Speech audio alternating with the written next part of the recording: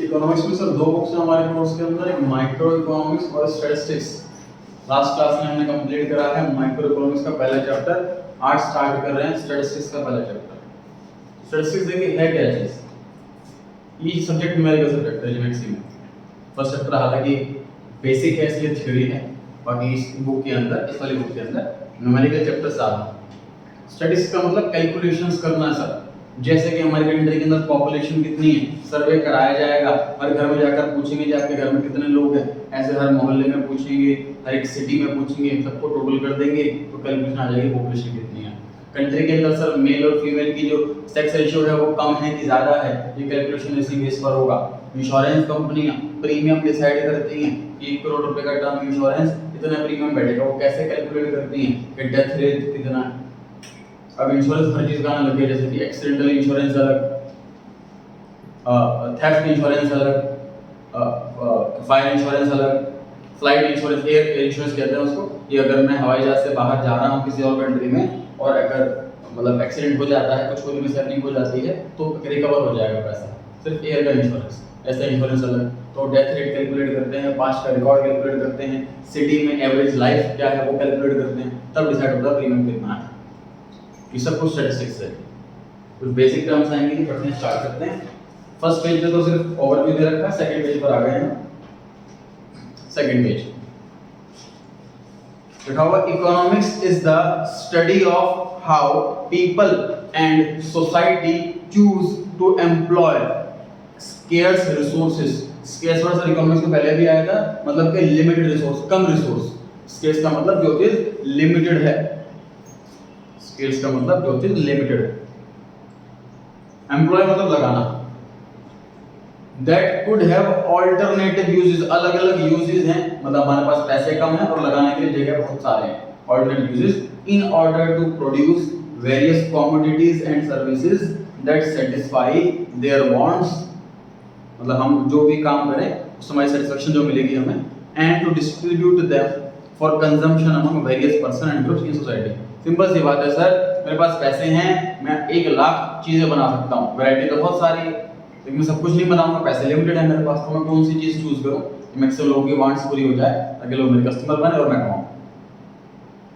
Consumer, कुछ terms आएंगे जो बार-बार रिपीट होंगे। ये कंज्यूमर, अब consumer is one who consumes goods and services for the satisfaction of his wants. Consumer sir person कौन होता है जो गुड्स यूज करता है। हम बिजनेसमैन को पता होना चाहिए कंज्यूमर वर्ड कौन है, जो हमारे गुड्स कंज्यूम करेगा, हमें उसके लिए सोचना है, हमें उसके हिसाब से काम करना है, हमें उसके कल से सोचना है जो चीजें उसको फिट करें, उसको beneficial they. Question number 12 please पढ़ते हैं जी। नेक्स्ट पेज आपको पेज नंबर 5 पे आपको क्वेश्चन नंबर 12 मिलेगा। अपने बेस पर आपको जो ठीक लग रहा है वो ट्राई करें, वो टिक लगा दें उस पर, कौन सा आंसर बोले नहीं आंसर जो आपको लग रहा है वहां से उस पर टिक लगा दें, तो मैं डिस्कस करता हूं कौन सा आंसर सही है। क्वेश्चन नंबर 13 में लिखा हुआ है which of the following is not an economic activity। इसमें नॉट को काट लीजिए। क्वेश्चन नंबर 13 है, नोट को काट देना, प्रिंटिंग मिस्टेक थी। अभी 13 अभी नहीं करना, 14 पे आ जाइए। कंजम्पशन इज, इसको पढ़ेंगे आप। 12 पे 14 तो करना है आपको क्वेश्चन।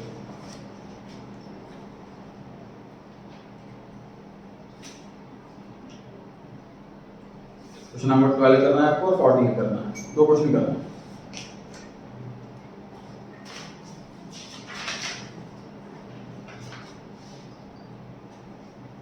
क्वेश्चन नंबर 12 राजी, आप बताएं कौन सा आंसर सही लगा आपको। B option, satisfaction of his wants. ठीक है जी, कंज्यूमर उसे कहते हैं कि अपनी वांट्स को सेटिस्फाई करने के लिए गुड्स कंज्यूम करता है।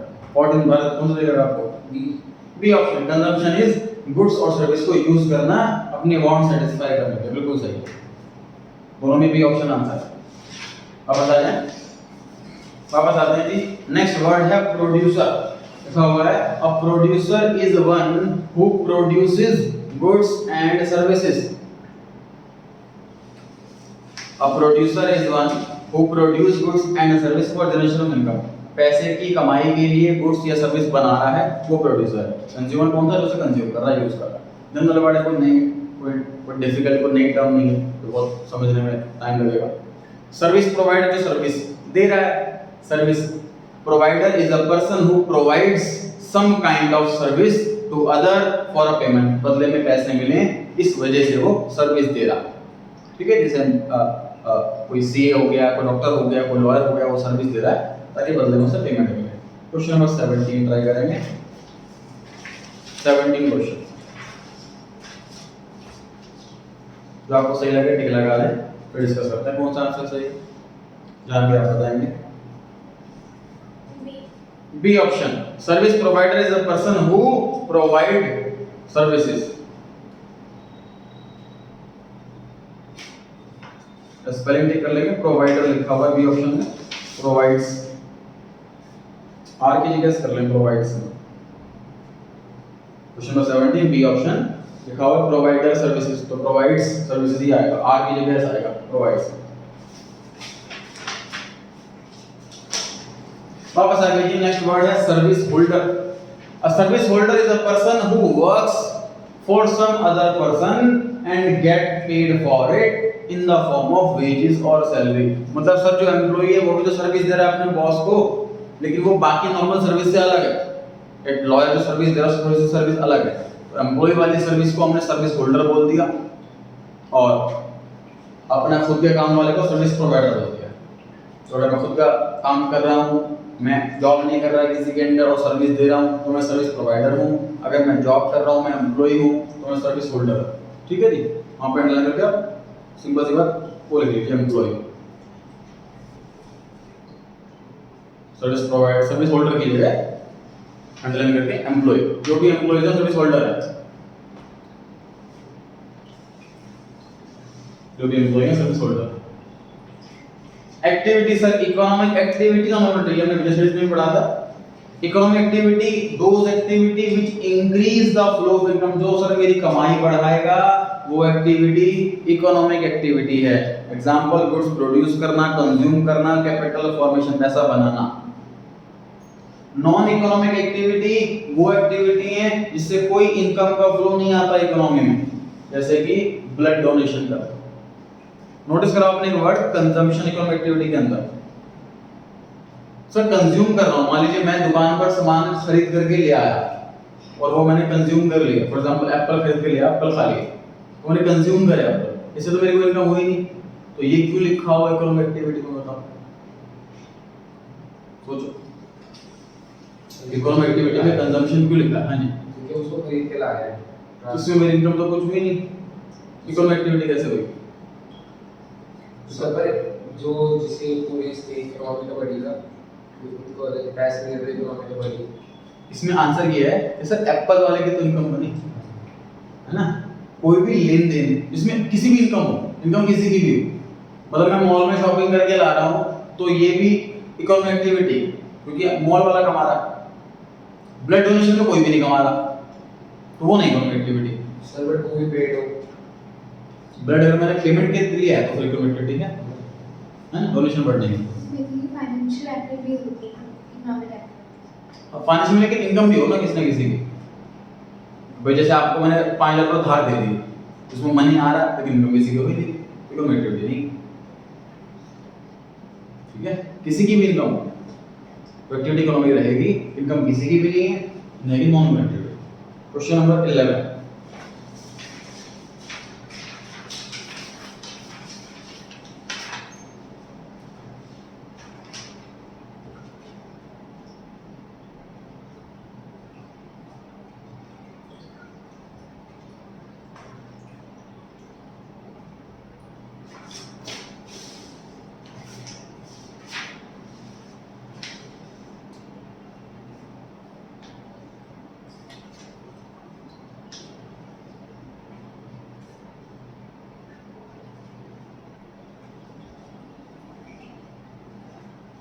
पढ़िए सभी ने 11 जैसे आप ट्राई करेंगे, कौन सा आंसर है?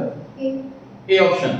ए ऑप्शन में लिखा हुआ है कि एक्टिविटी 1 है वो इकोनॉमिक है क्योंकि वो स्टेज परफॉर्म कर रहा है, फीस ले रहा है, कमा रहा है, और 2 इकोनॉमिक एक्टिविटी नहीं है क्योंकि वो अपने बेटी की बर्थडे में गा रहा है तो उससे कुछ पैसा कुछ इनकम नहीं हो रही है। 13 question,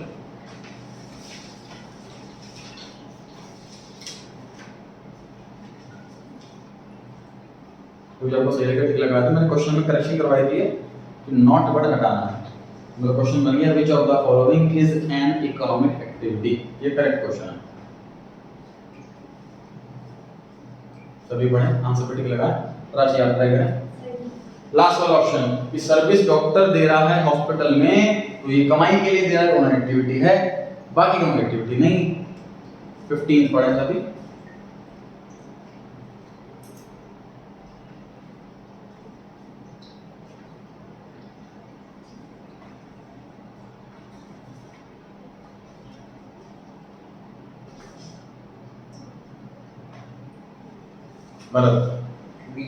B option, Sujata help कर रही है अपनी मदर को, तो वो कोई एक्टिविटी नहीं है, उसमें कोई कमाई नहीं है किसी की भी। 18 ट्राई करें।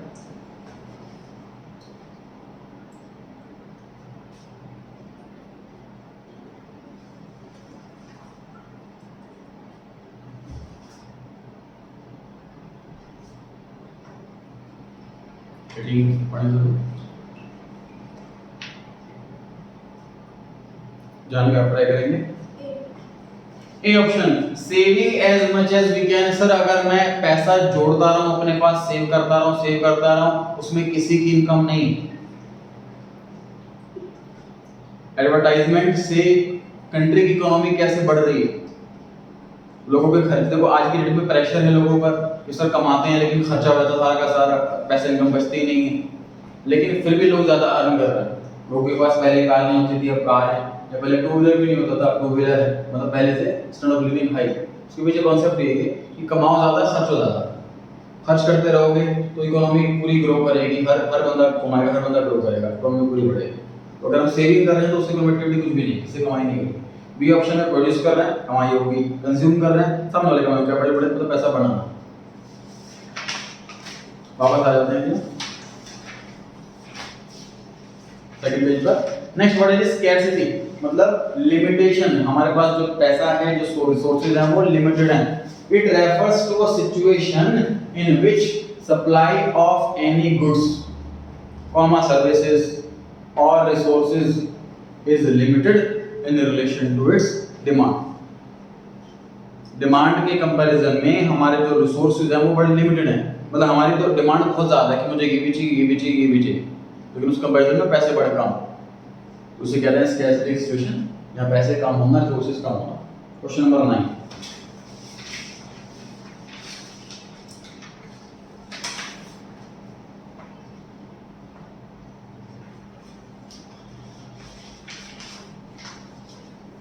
इसी का ट्राई करेंगे। D option, scarcity fundamental problem हो गई सर ये। 10th क्वेश्चन ट्राई करें।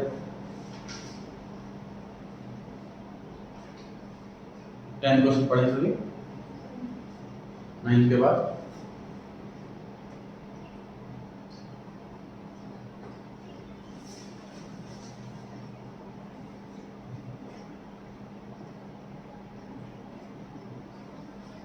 तो आज यहाँ पे ट्राई करना है।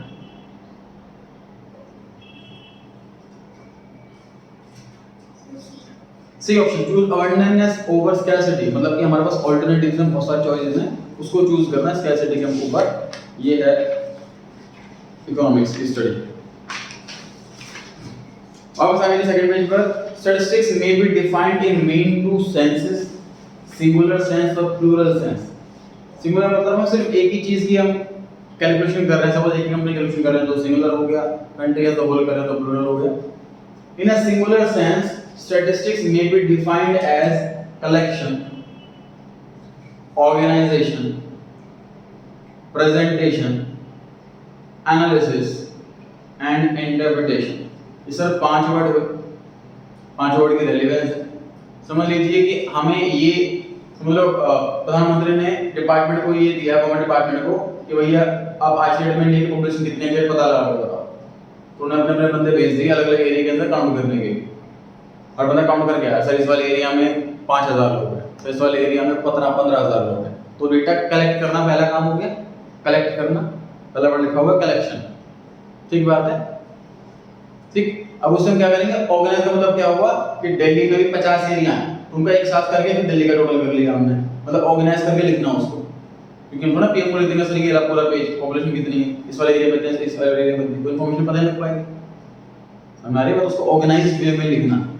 ठीक, ऑर्गेनाइज कर लिया हमने उसको, किस सिटी का ये, सिटी का ये, उसके बाद उसको हमने प्रेजेंट कर दिया। प्रेजेंट टेबुलर फॉर्म में करेंगे या एक्सेल में लिखेंगे या पाई चार्ट में लिखेंगे, वो डिपेंड करता है हम कैसे दर्शाना चाह रहे हैं, वो भी सीखेंगे हम 11th क्लास में कि प्रेजेंटेशन के कितने तरीके होते हैं डेटा।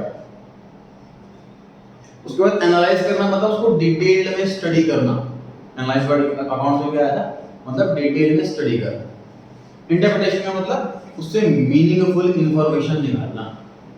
जिस वर्ड का मीनिंग आप बताओ, लिखते रहें, चलो मैटर लिखना है। एनालाइज का मतलब डिटेल में स्टडी करना, और इंटरप्रिटेशन का मतलब मीनिंगफुल इंफॉर्मेशन निकालना। सारे करेंगे कौन किसका वजह?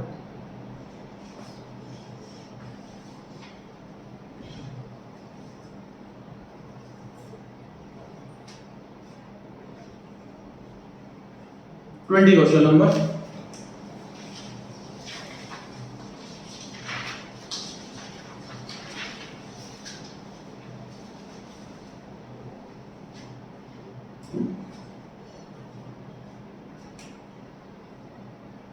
नंबर 20 रीड करें, फिर ट्राई करें कौन सा आंसर सही हो सकता है।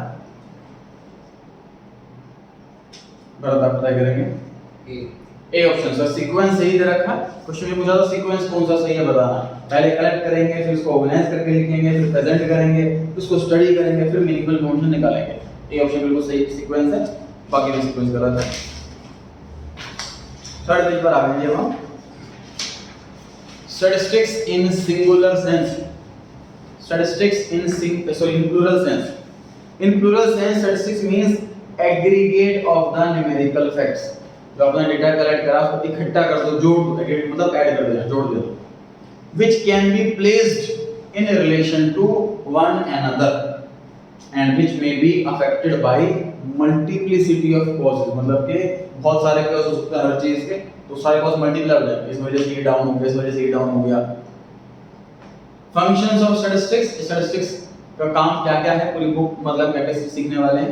पहला, to simplify the complex facts. Facts का मतलब सच्चाई होती है सर, इसकी हिंदी तो सच्चाई होती है, मतलब जो डेटा। सिंपल सी बात सर, आपने पूरे साल में बहुत सारे टेस्ट वेस्ट दिए, कई चैप्टर आपके बहुत अच्छे गए, कई चैप्टर बहुत बेकार गए, कभी थ्योरी स्ट्रांग, कभी प्रैक्टिकल स्ट्रांग, कभी वाइवा स्ट्रांग, कभी प्रोजेक्ट स्ट्रांग, कभी एक चीज वीक, ऐसा रहा। मतलब कॉम्प्लेक्स है आपकी पूरी जर्नी एक साल की। लेकिन जो आपके स्कूल में जो टीचर है उसकी ड्यूटी है कि उस कॉम्प्लेक्स डेटा को एक सिंपल वे में आपके पेरेंट्स को दिखा देना, ये जितनी परसेंटेज सिंपल तरीके से, क्योंकि वो हर चीज नहीं समझ पाएंगे। ये काम हम स्टैटिस्टिक्स वालों का है कि डेटा को एक सिंपल फॉर्म में दिखा दें। दूसरा काम, to present facts in definite form, मतलब कि डिफाइन है, मतलब हम पूछे कि पॉपुलेशन कितनी है इंडिया में, बहुत ज्यादा है, तो डिफाइन नहीं हुआ ना कितनी ज्यादा, एग्जैक्ट बताओ ना इतने करोड़, तो डिफाइंड फॉर्म में। Third one, to facilitate policy formation. Sir मैं एग्जांपल देता हूं कि पॉलिसी जो इंश्योरेंस पॉलिसी बनती है उसमें प्रीमियम कितना डिसाइड होगा, ये डेथ रेट कितना है, ये सब कितना उससे कैलकुलेट होता है, तो पॉलिसी को बनने में हेल्प होगी स्टैटिस्टिक्स की वजह से। तो स्टैटिस्टिक्स फैसिलिटी दे रहा है पॉलिसी वालों को, या पॉलिसी के फॉर्मूले लगा सकते हैं। टू हेल्प इन फोरकास्टिंग, मतलब सपोज सर एक्सीडेंट का जो रेट है सपोज बढ़ता जा रहा है पिछले सालों से, तो ये मान सकते हैं कि नेक्स्ट ईयर में शायद बढ़ेगा, इतना हो सकता है। तो हम आज ही हिसाब से कैलकुलेशन लेकर के चलें, जैसे बोर्ड साइन बोर्ड ज़्यादा लगाना है, कुछ इसमें ये भी आता है कि जो एडवर्टाइजमेंट के बोर्ड लगे होते हैं वो भी शायद एक रीज़न है एक्सीडेंट का। ये बंदा जो ड्राइव कर रहा है वो उसका नज़र बोर्ड पोस्टर पड़ती है, वो पढ़ने बैठ जाता है और फिर ध्यान में जाता है और एक्सीडेंट हो जाता है। टू व्हीलर्स में आपने स्कूल में शायद नोटिस कराओ कि पहले जो टू व्हीलर आते थे उसमें जो आगे की हेडलाइट है वो हम ऑन करेंगे तो ऑन होगी, ऑफ करेंगे तो ऑफ हो जाएगी। अब जो हेडलाइट आ रही है उसमें परमानेंट ऑन है, तो दोपहर में चला रहे हैं तब भी ऑन ही। तो इसलिए करा कि लोग शाम को चला रहे हैं और चलाना भूल जाते हैं, सामने से कोई स्कूटर वाला आ रहा है, दिखे नहीं अंधेरे के अंदर, कोई एक्सीडेंट हो गया, वो ऑन करना भूल गया हेडलाइट, तो अब परमानेंटली होने तक चांस कम हो जाए। तो सारी पॉलिसी जो बनती है वो डेटा के बेस पे बनती है। तो हम फोरकास्ट, मतलब फोरकास्ट वर्ड का मीनिंग क्या होता है, फ्यूचर का एस्टिमेट। फोरकास्ट वर्ड का मीनिंग होता है फ्यूचर का एस्टिमेट। तो स्टैटिस्टिक्स की हेल्प से हम फ्यूचर का एस्टिमेट कर सकते हैं। Fifth point, to make comparison of facts. Sir last year इतना था, इस साल इतना, देखो होता क्या है, जैसे हम पॉलिसी को लेकर के आए, जैसे ऐसी पॉलिसी लेकर के आए हैं हम, इससे मेरे ख्याल से डेथ रेट कम होना चाहिए, हमने पॉलिसी अप्लाई कर दी, फिर देखते हैं लास्ट ईयर डेथ रेट कितना था, इस साल डेथ रेट कितना। अगर कम हुआ तो मतलब पॉलिसी काम कर रही है, नहीं कम हुआ तो नहीं काम कर रही। कंपेयर कर सकते हैं, पर हमारा डेटा अवेलेबल हो।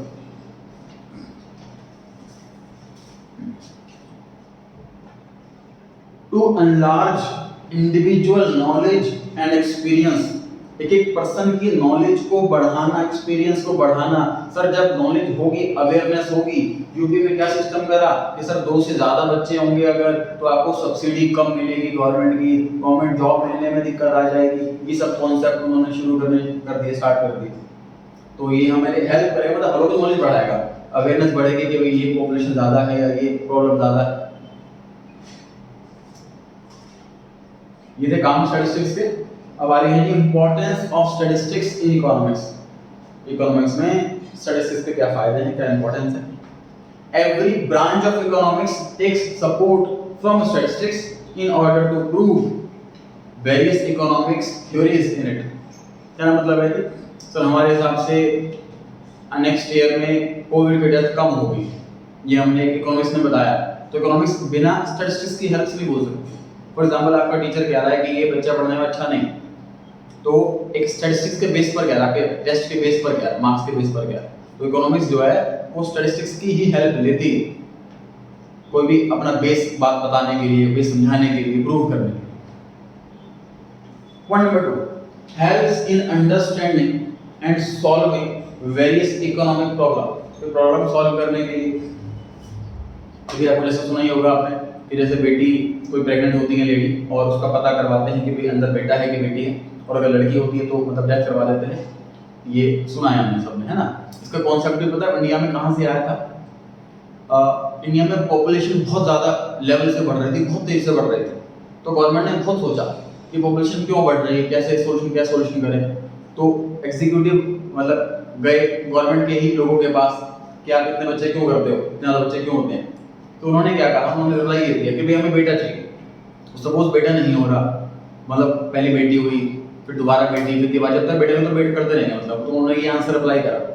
ठीक, तो उनको फिर हमने सोल्यूशन ये दिया, मतलब गवर्नमेंट वालों ने इनको बोला कि आप प्रेगनेंसी के टाइम पे ही चेक करवा सकते हो कि बेटा है कि बेटी। अगर बेटी है तो मत करवाओ, बेटा है तो करवा लो। तो फिर ये लोग को पता लगा अच्छा ऐसा भी कुछ हो सकता है, ये तो पता ही नहीं था हमें। तो गवर्नमेंट ने ही शुरू करा ये बेटी को मरवाने का कॉन्सेप्ट, ये मतलब रियलिटी है। तो ये लेकिन इस कॉन्सेप्ट से पॉपुलेशन अंडर कंट्रोल हो गई, इस कॉन्सेप्ट से पॉपुलेशन कंट्रोल होने लगी। इंडिया की जिस स्पीड से बढ़ रही थी उस स्पीड से नहीं बढ़ी, स्पीड कम हो गई, स्लो हो गई। ये तो फायदा हो गया। लेकिन फिर उन्होंने ये देखा ये तो सेक्स रेशो खराब हो गई, नियम सेक्स रेशो जो होनी चाहिए, जो बराबर होनी चाहिए लगभग, वो खराब हो गई। मेल बहुत ज्यादा हो गए, फीमेल बहुत कम हो गई, तो इस वजह से और दिक्कतें आने लग जाएंगी। तो फिर उन्होंने फिर इस पॉलिसी को बंद करा, लेकिन इतनी ज़्यादा फैल चुकी थी लोग मान नहीं रहे। फिर इसको पनिशेबल बंद करा, ये करोगे तो पनिशमेंट होगी। तो ये कॉन्सेप्ट, तो ये तो पॉलिसी बनती है डेटा के बेस पर ही बनती है। डेटा हमारे पास होगा तो उसके बेस पर हम पॉलिसी बना पाएंगे। Third point, helps in studies of market structure. मतलब मार्केट में जैसे मैंने बताया कि मेल सेक्स की रेशियो क्या है, पॉपुलेशन की ज़्यादा है, लिटरेसी इलिटरेसी की रेशियो क्या ज़्यादा है। अब जो इंडियन है, जो गवर्नमेंट है, वो फॉरेन से वर्ल्ड बैंक से लोन मांगने जाती है, तो लोन रिजेक्ट हुआ। रिजेक्ट इसलिए हुआ, वो कहता है लिटरेसी रेशियो नहीं है आपके यहाँ, मतलब मैक्सिमम लोग आपके इलिटरेट है। उसके बाद आपको पता हो कि गवर्नमेंट ने नई एजुकेशन पॉलिसी लेकर के आए जिसमें ये लिखा गया कि 8th क्लास तक कोई बच्चा फेल नहीं होगा।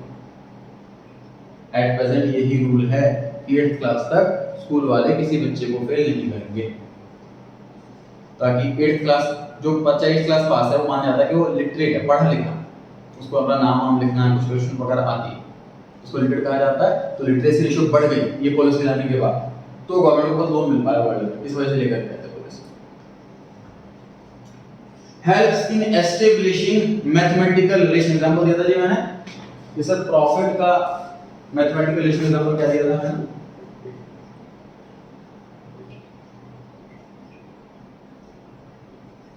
तो कंपनी भी बढ़िया, प्रॉफिट ज्यादा, कैपिटल मतलब कितना पैसा लगा रखा है, सिर्फ कैपिटल को देखो तो कंपनी भी बढ़िया, ज्यादा कैपिटल लगा रखी है। दोनों इकट्ठे देखो तो कंपनी की बढ़िया है ना, 60% का प्रॉफिट, सिर्फ 8% का प्रॉफिट। तो मैथमेटिकल रिलेशन बताना मतलब कोई दो न्यूमेरिकल डेटा को लो, और उसके साथ कोई लिंक एस्टेब्लिश करो उनका, तब कोई मीनिंगफुल इंफॉर्मेशन निकलेगी। ये काम पूरा करना है स्टैटिस्टिक्स का। Fifth point, useful to study of different economic concept, अलग अलग तरीके के कॉन्सेप्ट्स को पढ़ना समझना, ये सब फायदे रहेंगे जिसके। आगे स्कोप ऑफ स्टैटिस्टिक्स, कहां तक क्या क्या पढ़ना है स्टैटिस्टिक्स के अंदर। Today the importance of statistics is increasing day by day, daily बढ़ रही है। Not a single area is visible where statistics is not in use. आपकी जैसे कोई मैथ में सपोज आपके मार्क्स ज्यादा हैं, सपोज इंग्लिश में कम है और साइंस में ज्यादा है, किसी में कम है, तो आपको मतलब होशियार बोले कि नालायक बोले कि एवरेज बोले, उसके लिए भी आपका एवरेज किया जाता है। 60 के मार्क्स रुपए के तो मिल जाते हैं एवरेज परसेंटेज, ये भी स्टैटिस्टिक्स है। एवरेज निकालना ये भी स्टैटिस्टिक्स है। तो ये क्वेश्चन ये कह रहा है कि ऐसी कोई जगह है जहां पे स्टैटिस्टिक्स यूज ना होगी। In all fields, statistics is required, whether it is business, politics, banking, economic research, etc. For the efficient governance and policy formation, data are required to government also. हर काम के लिए गवर्नमेंट को कोई data चाहिए, information चाहिए जो statistics आ करके दे। अच्छा, तारीफ बहुत होगी, ये बुराई की बात है। लिमिटेशन ऑफ स्टैटिस्टिक्स, बुराई करनी है जिसमें स्टैटिस्टिक्स की। पहला, क्वांटिटेटिव डेटा को ही देखता है, क्वालिटी को नहीं। ठीक है, हम मतलब जैसे पॉपुलेशन कितनी है बता सकते हैं, उसमें मतलब स्ट्रॉन्ग कितने हैं या वीक कितने हैं या डरपोक कितने हैं, क्वालिटी वाली चीज नहीं कैलकुलेट हो सकती। Second point, statistics deals with aggregate of facts and not with individual facts. मतलब कंपटीशन नहीं है, वो इकट्ठे करने पर लेंगे। कोई सिटी की पॉपुलेशन कितनी है, मतलब इस घर में पॉपुलेशन कम, इस घर में पॉपुलेशन ज्यादा, ऐसे नहीं करेंगे। इंडिविजुअल बेसिस पर नहीं लेंगे, एग्रीगेट बेस पर लेंगे। Statistical results are true on an average. Sir ये एवरेज ही होता है। आपको जब घर पे घेवर आते हैं, जितने गणना के लिए आए घर पर, आप बताओ कितने लोग हैं घर में। तो कई बार किसी ने झूठ बोल दिया, वो आगे चेक नहीं करेंगे कमरे में कोई छुपा हुआ तो नहीं, ऐसा तो नहीं करेंगे चेक। तो ये एवरेज बेस पर ही होता है, अंदाजे पर ही होता है। सपोज हमने जिस बंदे को भेजा हुआ 10 घर थे, उसने सिर्फ 8 घर की 2 घरों की ली। किसी घर में लॉक है तो उसने पूछा, आगे कुछ पता ही नहीं कर पाया, वहां पता ही नहीं हो पाया। तो बहुत चीजें जो है वो एवरेज बेस पर होती हैं, एक्यूरेट नहीं होती। Only experts can make the possible best use of statistics. Obviously sir एक आम पर्सन नहीं कोई यूज कर सकता स्टैटिस्टिक्स का, जो एक्सपर्ट है उसको वही कैलकुलेशन कर सकता है। जैसे मैं कहूँ कि आपको कि भाई 4 साल का डेथ रेट है, बताओ इंश्योरेंस पॉलिसी में कितना प्रीमियम रखें, हम लोग नहीं कैलकुलेट कर सकते, स्टैटिस्टिक्स वाला ही कैलकुलेट करे। एक्चुअल साइंस एक कोर्स होता है, उसमें उसका जो एक्सपर्ट होता है वो ये वाला जॉब करता है। स्टैटिस्टिक्स का सबसे बड़ा कोर्स वही है स्टैटिस्टिक्स का, उसमें मैथमेटिक्स और स्टैटिस्टिक्स ये दो चीज बहुत स्ट्रांग होनी चाहिए। Point number 5, data should be uniform and homogeneous. मतलब अलग अलग ना हो, एक जैसा हो। कोई जैसे मतलब जैसे इस एरिया की पॉपुलेशन ये होगी, इस पर पॉपुलेशन ये होगी, या कैसे मतलब मैं हर बच्चे को मतलब कंपेयर कर रहा हूँ, फर्स्ट सेकंड थर्ड कौन आएगा, तो सभी के 9th क्लास के मार्क्स दूंगा तो मैं बताऊंगा पहले लिखना। कोई 9th का बच्चा, कोई 10th का बच्चा, तो मैं फर्स्ट सेकंड कैसे बताऊं, तो सब यूनिफॉर्म जैसे। Statistics can be misused. गलत यूज किया जाता है। एग्जांपल मैंने आपको बताया कि गवर्नमेंट ही ये पॉलिसी लेकर के आई कि बच्चा पहले पता कर लो कि मेल है कि फीमेल है, उसको फिर उसकी डेथ करवा सकते हैं। तो ये मिसयूज है, सिंपल सी बात है, तो मिसयूज भी हो सकता है इसका। क्वेश्चन नंबर 19,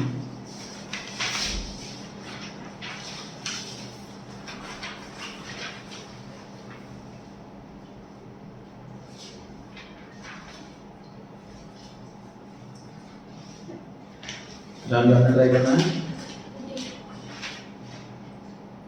विषय का ट्राई करें।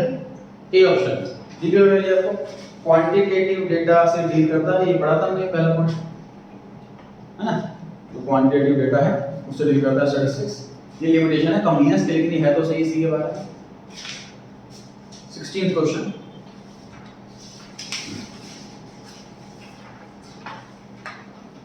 Factors of production. प्रोडक्शन करने में कौन कौन से फैक्टर लगते हैं जी? एंटरप्रेन्योर जो ओनर है वो लगेगा, लैंड जिस जगह पर काम करेंगे, लेबर एम्प्लॉइज लगेगी, और कैपिटल मतलब पैसा लगेगा। ये 4 चीजें होती हैं। ऑप्शन नंबर सी आंसर आएगा इसके अंदर। रॉ मटेरियल ना पैसे से आ जाएगा, कैपिटल से आ जाएगा। ऐसे तो पता है क्या, ऐसे तो बहुत लंबे लिस्ट, फर्नीचर भी चाहिए, टेबल भी चाहिए, मशीन भी चाहिए, इलेक्ट्रिसिटी भी चाहिए, सब बहुत लंबी लिस्ट हो जाएगी। हमें मेजर 4 कैटेगरी ढूंढनी है, मेजर।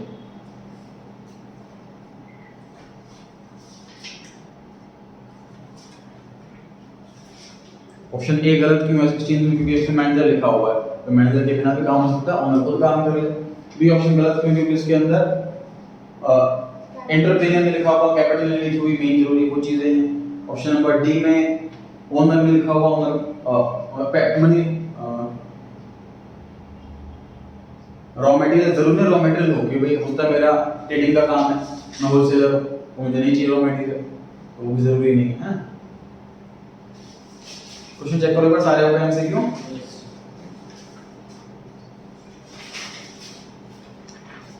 अब देखिए आपका होमवर्क क्या है जी, पेज नंबर 4 पे सबसे ऊपर 8 क्वेश्चन दे रखे हैं 1 मार्क वाले।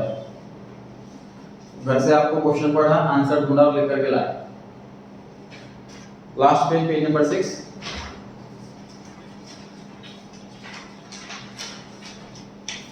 थ्री और 4 मार्क्स वाले क्वेश्चन दे रखे हैं, 6 क्वेश्चन, ये आपको घर से करके लाना है जी। क्वेश्चन नोट करा, आंसर ढूंढा और लिखा, ठीक है जी।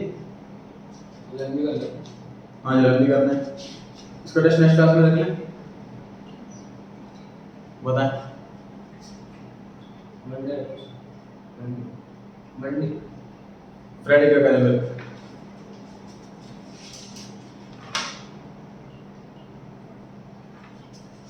तो फ्राइडे आपके कोई डाउट्स वगैरह हैं तो वो डिस्कस कर लेंगे, ठीक है। तो मंडे चैप्टर में स्टार्ट कर लेंगे। आप अभी कुछ आंसर ढूंढ सकते हो, कोई दिक्कत है तो पूछ सकते हो। आज के लिए